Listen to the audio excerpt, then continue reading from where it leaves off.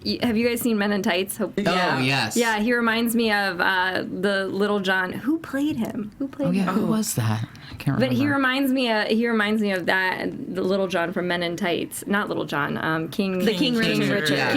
It's the same name. The other, the other King Richard. The other King Richard. And wasn't that the one where she had the chastity belt that was like this giant lion? Yes. Totally reminds me of that. But yeah, Amazing. oh gosh, it's just so funny to watch these people go back and forth. But he's a very interesting villain too, because he's completely whipped, first of all, but he's also really callous, but still childlike. And I love just the conversations that character has with the other character, Gareth, who's his bodyguard. Oh, yeah. I thought some of the most comedic timing was with him and Gareth's back and forth, because Gareth seems to be the one person who doesn't take any of his crap. He's like, no, I'm going to tell you what it is. I'm a man's man, and that's how it is. Maybe Gareth will be the redemptive character in the show eventually. But even he's a jerk. Yeah, he's kind of bad too. He's kind of a jerk. I like their kind of like cute bromance they have going on, where in the end he hugs him, but he just hugs him a little too hard because that's how he killed his dad. All the strength. No, they're great. So, all in all, what do you guys think of the pacing of this? Because instead of having it just be an hour-long special, they're breaking it up into 2 different episodes. And I know that that's just kind of the way they're doing it, but what do you think of it, technically an episode being a half an hour instead of a full hour? Because I got to see them both back to back, it doesn't feel like it. But if things had ended after the first episode, where it was clearly like this is the end of an episode, I would have been wanting more. I still wanted more after the full hour of it, but I think having them together, it makes it just enough where it's not overkill. But I think half an hour just isn't. Yeah, I would have been long upset enough. if it had just been a half hour and we had to wait a whole nother week to find out. Yeah, that would have been like, no, more. Maybe that's why they're airing them back to back, because when they watch them, they realize this is too awkward to not have it be a full hour. And even after the second episode, I was like, I want more. I want the next one. This is something I really want to binge watch because it's just so funny. Mm-hmm. Also, 2 full production numbers per episode that's a major undertaking. Like 2 per half hour. That's pretty great. Yeah. Yeah, no, this is an ambitious project, and it really impresses me that ABC is doing this in general, just at all. I was so surprised when I initially heard about this show. I was like, they're actually doing a musical miniseries? It blew my mind. Well, I mean, I don't feel, in light of recent television shows that have been hits, like Glee, and I realize this is not like Glee, where it's like Glee tends to take some of its numbers more seriously. Not all of them, but like there is a serious undertone to Glee. Definitely. And Glee was a big hit. And then what show was doing the live Peter Pan? NBC? Oh, that's NBC. Yeah, NBC, even though Live Peter Pan, in my opinion, was a total train wreck, people watch it. And so they probably figured, hey, we're ABC, we're a big channel, we have like the power to do a musical, why not?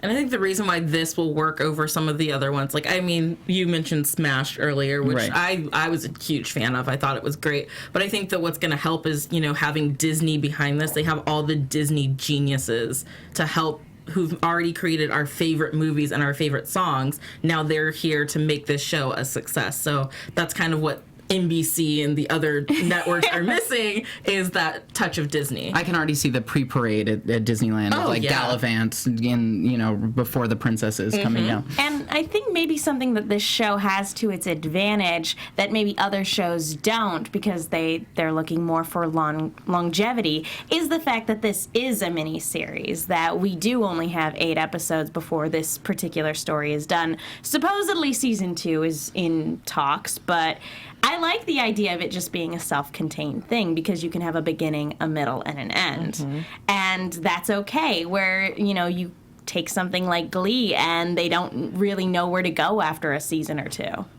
I think shorter runs, not even necessarily miniseries, but like series that have had shorter seasons, it seems to have worked better for them because they've had better, like there's no filler episode. Right. There's no oh my gosh, like we got a 22 episode order and now we just have to write the random cover stories in here. Yeah, it's not like keeping things longer and stretching storylines out to get to the full 22. It's like, hey, we have 8 episodes to tell a story. You trim all the fat that way. Yeah. And it's not saying that ABC doesn't have like the manpower. Like they have Once Upon a Time, which never does a filler episode. That's one series that it's like all those episodes matter. Yeah. But some just, I don't know, some shows just can't handle it. It's like once they get that big order, they just don't know what to do with it, especially if you have a musical number, like a musical show. Yeah, exactly. I feel like this helps them with the planning process and they can just go ahead and tell the story and do the numbers that they need to do.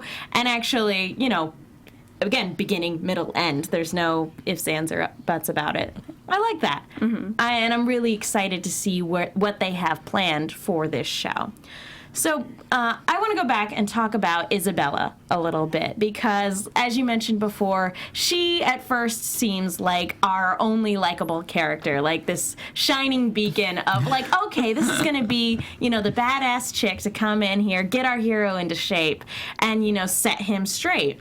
And it turns out that she is actually working for King Richard to save the life of her parents and hopefully her kingdom as well by luring Galavant there so that King Richard can kill him to somehow make Madalena think he's more manly. Seems like a flawed plan. Very flawed. But I still kind of like her. Even though she's working for King Richard, we can kind of see that there's a romance going with her and with Galavant. Do you think they're going to go that route, or do you think that by the time the series is done, everybody's just going to be like, no, you're a terrible person. We don't have to get together, but you're all right?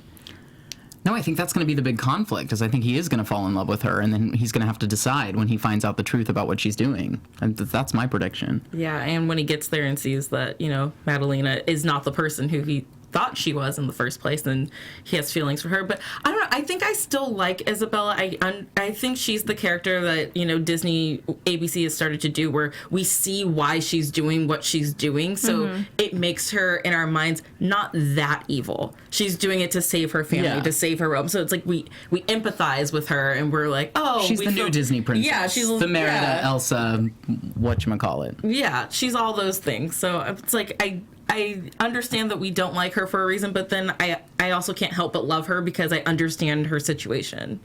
Speaking of that, though, Disney's also, now that we've had Frozen, they're also doing this thing where it's like the princess, like Merida.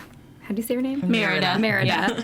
I've always had a problem saying her. And Elsa, where there's no prince, like the story isn't about that. And I actually like this idea that it's like, everyone's so terrible, why would you root for any of these people to get together? And you're right, like she is the one character where you're like, I get why she's doing this, and she doesn't have to be with Galavant because he's kind of a turd. Like she spent all this money on him, like for him to drink and eat, and he was not very grateful. Rude. Chivalry is dead in this world. And in 1256, it's dead too. Apparently, your mama jokes are off. Your mama jokes are also dead. Still good. I like though that they've brought in, aside from the Your Mama jokes, they do a lot of adult humor. The show is clearly not set for kids. No. Like they've done so much adult humor that I was like, I like that they're not shying away from this. I like that they're being brave. No, that opening number, I was so surprised at just the number of crude jokes that, you know, but still air-appropriate jokes that they managed to sneak in just for that one opening sex number. in the first, 30 seconds. I was like, goodness. It's true. It's going to be a lot of fun to watch, though. I like that sense of humor. Again, it's something that's setting the show apart. And again, it has that kind of self-aware aspect to it. It knows exactly what it is, and it doesn't care. And that's great. But let's go ahead and talk about the music, because you mentioned, which really surprised me when you mentioned it, that you think the music is bad. I think, aside from the opening number, which now that you mentioned it, it's just a rip off of past stuff he's done. Like, that to me is the most catchy tune. Like, that's the one that I would go away humming. And I mean, to compare it to, and I know there's some lofty comparisons, but like when I went in and watched Frozen for the first time, or I went in and watched Book of Mormon for the first time, I was like, oh my gosh, every single song in here is important, and I have to have them all, and I have to, like, now I sound creepy, but I have to have them all, and I have to memorize them all. Like, I didn't go away feeling like that about this whole set of songs. I felt like the songs felt good for part of the story, and they fueled the story, and I was engaged watching them. I just don't feel like I would go out and buy the soundtrack on its own and just listen to it in your car or on your iPod or anything like that. I would. I might. I have to say I might. Yeah. I'm just one of those people though who has to hear all the songs and, you know, in listening to the songs, understand the story that's being told, you know, without the lines. And I think that a lot of the songs, yes, they aren't necessary, or they're not like the important information, but it does fill in because, you know, it's a musical, so it's just giving us just in a musical sense of what this conversation is going to be, and it can be very short and not important, but it's still fun. Yeah, and something that, you know, good musicals do is not only really good musical numbers, but they move the story along. Like, the song is actually about what's going on, and it tells you what the characters are going through and everything like that. I really enjoyed the montage song. Yes. But see, and this is sad, because the whole time I'm watching the montage, I've got the Team America, everybody likes a montage. Gonna do a montage. Yeah. That's like all I was thinking about. And I'm like, gosh, when you've been there before, like when you're the person that's written that song before, that's kind of like captivated the audience, you're like, you've already stuck that pop culture nugget in there, so people think of that first. And that's a fair comparison. Yeah. I mean, that's immediately what I thought of as well. But it was, like, for what it was still well done, and it was still funny. Oh, there it is. There it is. Leave it to Steven in the booth. Doing a bunch of stuff. Everybody likes a montage. How about you guys? What was your favorite songs? Well, I think my favorite song was the really messed up love duet. Maybe you're not as terrible. Maybe not quite as bad. Or wait, no, I have it. What is it? Maybe you're not the worst thing ever. Not the worst thing ever, yeah. I love that. I want to learn that song. It was actually my favorite too. It was adorable. I love that. Anytime you can take that sort of typical cliche love song and turn it on its head, it's like that's musical theater gold right there. That it did remind me a lot of Spamalot's. Once in every show, there's a song that goes like this. Yes, the song that goes like this. Only if they were, singing about how terrible each other was. It reminded me of the Alphaba and Glinda song where they're like roommates and they don't like each other. Oh yeah, loathing, unadulterated loathing. And the thing is, again, it's like when you have these big pop culture songs that have been there before and are super catchy, and then when you think of that going into a song like this, and you're like, it's been done before, and it's been done on like such a high level. I'm entertained, but I'm not necessarily going to be like, forget that song, Wicked. I like this one now. I don't know. I also felt their execution. It's like, again, you can't compare to like Idina Menzel, but it's like their execution of the song to me was a little bit off. Mm. Well, that's a fair comparison. I mean, because clearly going into the show, the people who are putting it on have a love and knowledge, and definitely they know their stuff when it comes to all these pop culture songs. But the question is this parody something that they're parodying something that people know and love, and they're doing it in a way that shows their own love of the source material? Or is this just kind of like a slap in the face to all those big, really, culturally relevant songs and tropes and everything that we've come to expect from fairy tale stories and from musicals as well? Well, and is their target demographic really going to know all of these references that they're making? I don't know. We all like theater nerded out immediately. Like, that's that, and that's that, and that's that. I don't know that everybody watching is going to have the same sort of critical eye when it comes to that kind of stuff. But maybe. Maybe. And I think that something I've been thinking about is, because there are so many, the Team Americas and Spamalot's out there that have already made fun of these big songs in numbers that you would see in something like Wicked, maybe that has just kind of made the situation like not as pure anymore. We're so used to, okay, Team America already did that. And so anytime I go to a musical and something comes on similar to it that's actually real, I'm like, oh, well, remember that time when we made fun of it? So it kind of takes the fun out of it when you think of it in that context to me. But ultimately, I mean, I also think if they chose a different storyline, because Galavant does everything about it reminds me a lot of Spamalot and of these other things that we're all so familiar with. So maybe if the story were a different new story, it wouldn't have that same effect.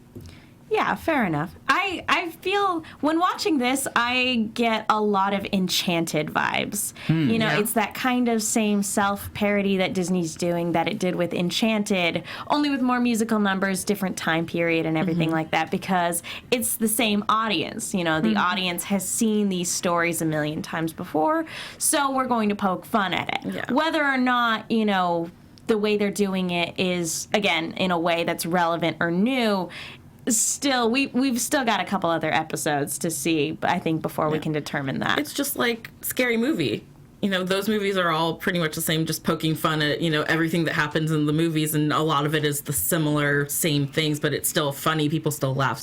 People still want to go see it. Right. For Scary Movie 1. It's interesting, though, because whenever you do a spoof, you almost have to get so close that you miss the mark when you set up a spoof song. So for something... again, I'm using Book of Mormon as an example.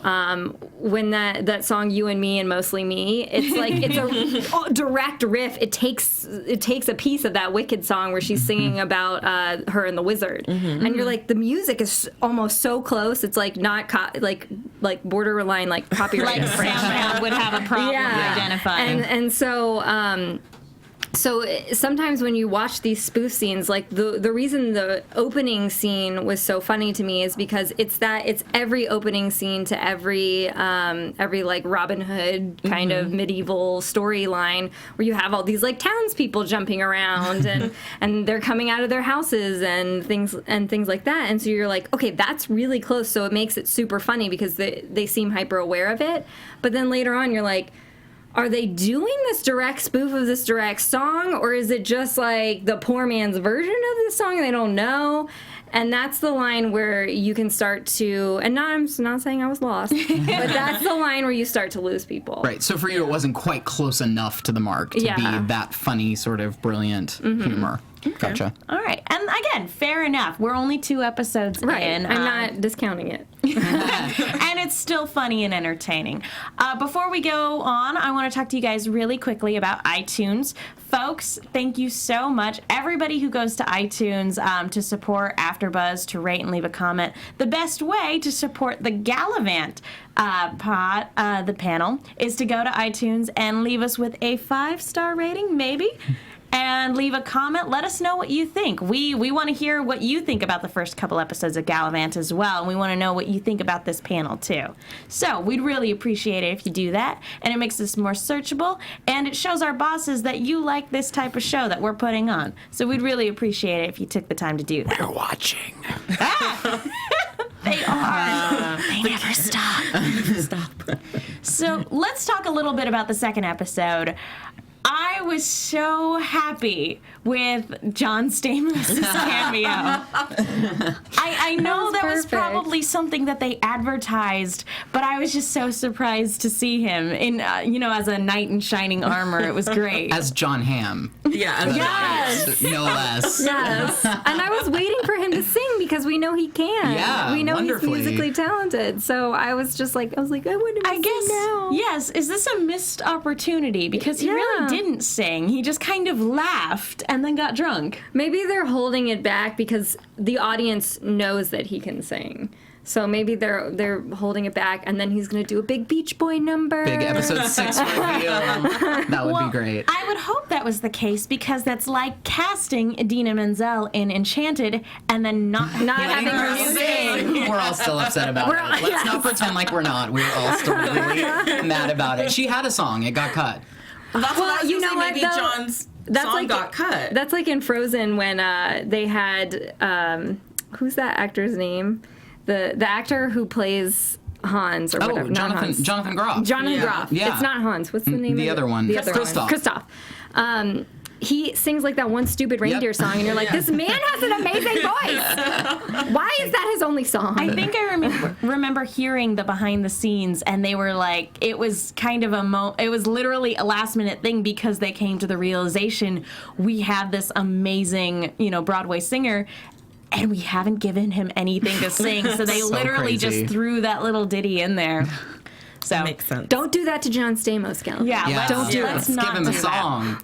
But we have our heroes. We have Galavant, his squire, and Princess Isabella riding off at the end of the last episode and to go on this quest to stop King Richard.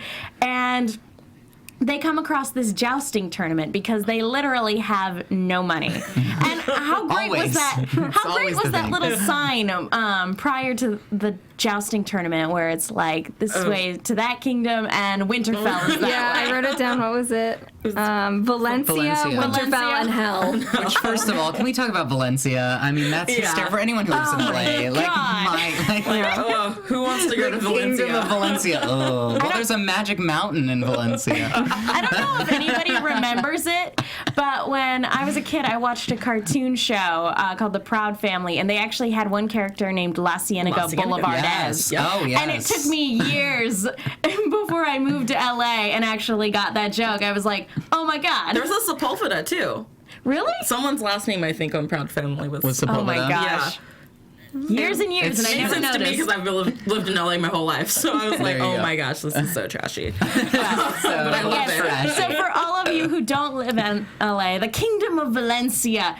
It's just like Joan of Arcadia. Remember that show? Joan of Arcadia. Joan of Arcadia. That's in California too. But for those that who actually don't know. took place in California, if I'm not mistaken. It did. Yeah.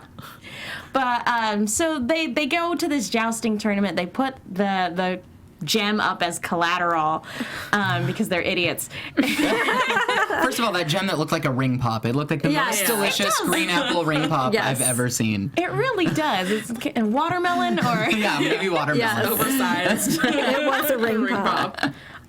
now all I want to do is grab some candy. Oh, man. What was I talking about? Okay, yeah, the jousting tournament. And that's where we have Jean Ham. And somehow Princess Isabella manages to just talk her way into getting Galavant into the final bracket of this jousting tournament. And that's when we get our montage because Galavant is supremely out of shape.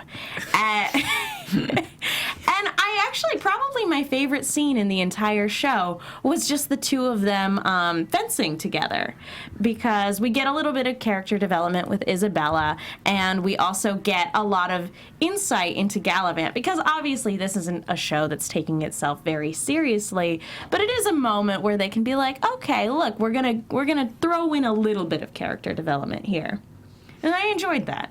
I did too. I think it's great that, even though it's a musical and, it's not taking itself seriously, it is giving you the time to kind of develop the characters within a 30-minute span for each episode. I thought they did a great job of keeping a balance between the two of those. My favorite scene was the actual jousting scene. I was like, this...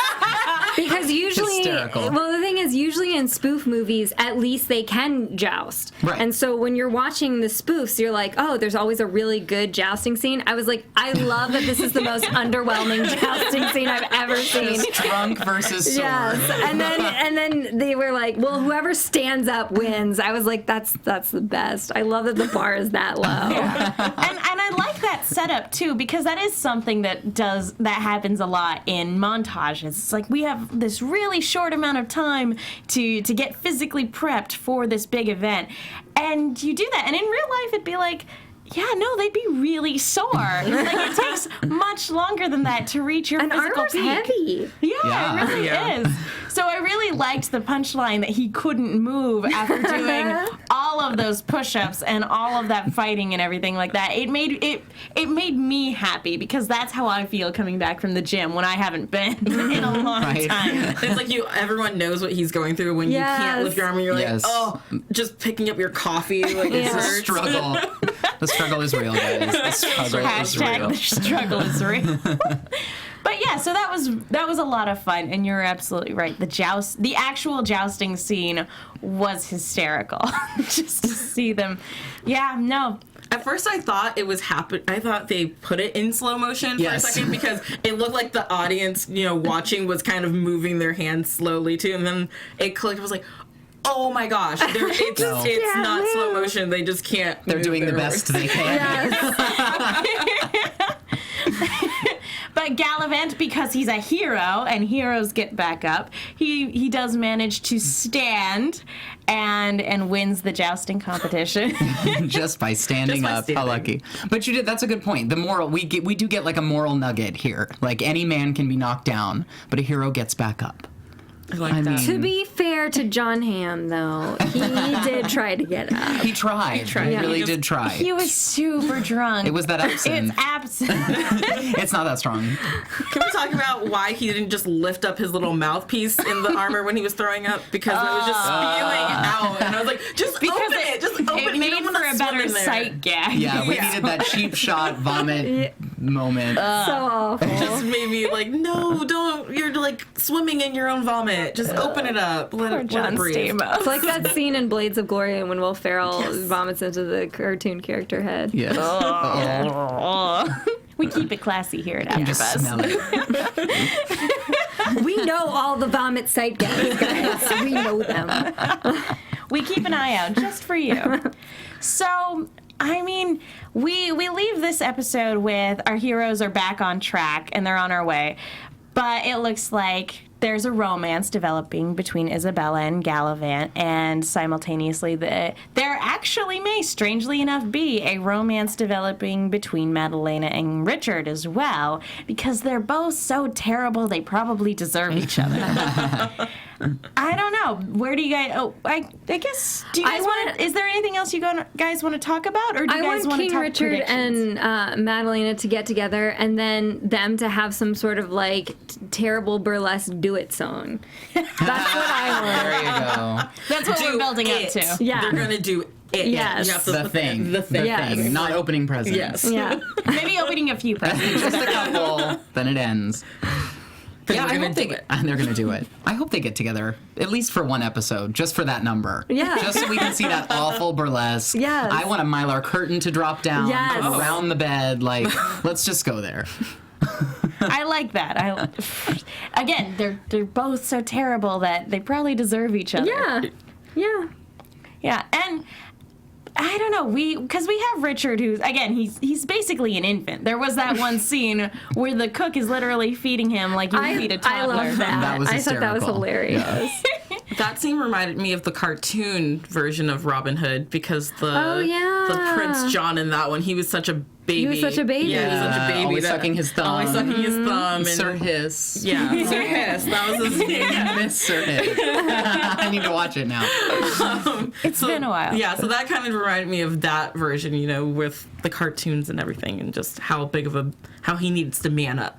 I like that. Man up. And who better than the Juggernaut, or Gareth, played by the same actor. So great. And I like him. He's one of those side characters that I don't know what it is about him. He's just such a manly man, but also like very much a mercenary. Like you really don't want to mess with him.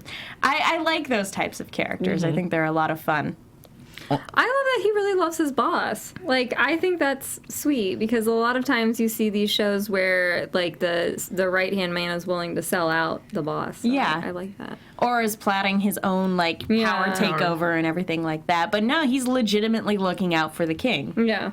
I'm kind of sad though that we didn't actually get to see the makeover, like the butch makeover scene. Like, this is what you have to wear, and this is what you have to do, and That would have been a montage I would have really loved to They could have see. had simultaneous montages happening. That would have been great, actually. That's a missed opportunity. We don't produce the show, unfortunately. They can always call us up, though. You know, We're available. We're available. FYI, Not ABC, busy. Disney, just to let you know, no big. Just in case you were thinking about it, I'm free.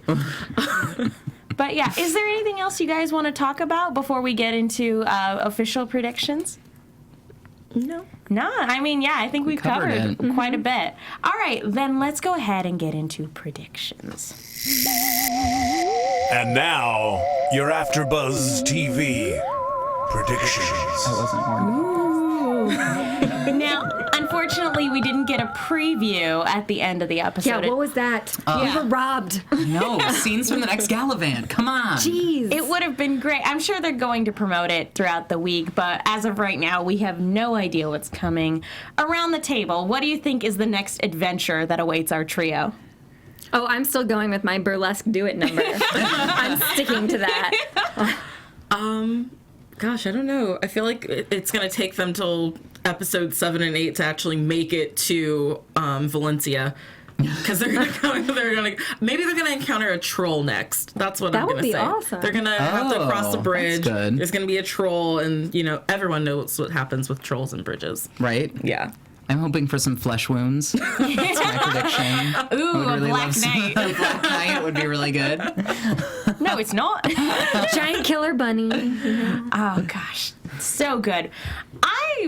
I would like to think that Isabella comes clean prior to actually getting to the castle. Yeah. I that's not something I want to have dragged out. I want them to just get that out in the open so that when they actually get there, they can form a plan to actually, take out King Richard and save her parents and just, vanquish the terrible people that have invaded this country.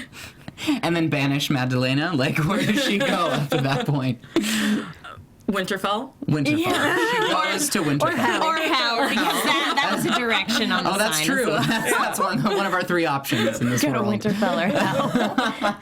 So does that mean these kingdoms are a part of Westeros? I have so many questions. So many questions with that. Where are the dragons? Yeah, where are the dragons? We need to Honestly, slay a dragon. I would love to see a dragon in the next couple episodes. I think that would be so fantastic. Especially if it sings. Yeah. A duet with John Stamos. Yes. They have to put a dragon in there because one of the lyrics in the song was like that Galavant slays dragons. That's true. Yeah. That was they one. keep That was on his making a resume. point of it. Yeah, so if you're going to talk about it, be about it. That Put would it in be- the show. It would actually be really funny if they went to go and slay a dragon and the dragon was already dead when they got there. And they're like, yeah, we did that. We totally did that. was I did us. that was me. Because Galavant still probably needs to get back in shape a little bit. Well, I guess that wraps it up for our first after show for Galavant. Yay. Blake, where can the people find you if they want to keep up with what you're doing? Absolutely. You can find me on Twitter and Instagram at Blake McIver. And you can find me on Twitter and Instagram at the Tiona Hobson. I'm on Twitter at 123Jackie_B and on Instagram at 123JackieB, all one word. Thank you.